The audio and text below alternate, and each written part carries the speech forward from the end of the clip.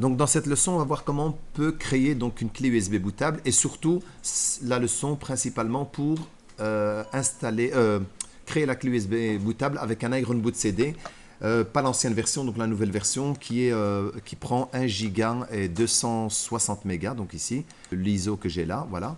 Donc celui-là ne tiendra plus sur un CD comme les anciennes versions d'Iron Boot CD, mais bien sûr un DVD ou une clé USB. À l'heure actuelle, on utilise plus les clés USB bootables, donc c'est plus simple pour le transport. Voilà. Donc ici, vous avez le petit programme qu'on va télécharger, Rufus, qui nous permet de créer justement une clé USB bootable.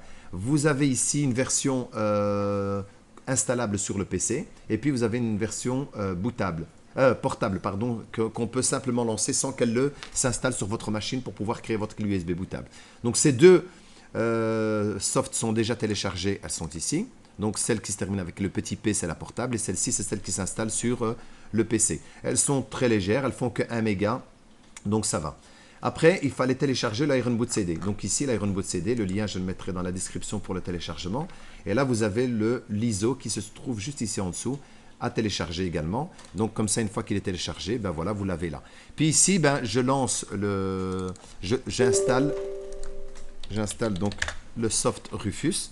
Donc voilà, une fois qu'il est lancé, là j'ai ma clé USB, il l'a détecté de 16 Go. Je choisis ici le type d'image, donc image ou ISO, moi c'est un ISO, et je vais le sélectionner. Donc je clique là, je me retrouve sur le bureau, j'ai mon ISO d'Iron Boot CD, PE64, voilà. Et puis ici, vous allez utiliser pour la partition, le schéma de partition, l'MBR, celle qui est le plus utilisée, donc pour le BIOS ici, ou UEFI. Après, vous donnez le nom du volume que vous voulez, bien sûr, nommer votre clé USB. Donc ici, on pourrait dire Iron Boot CD, voilà, par exemple. Et le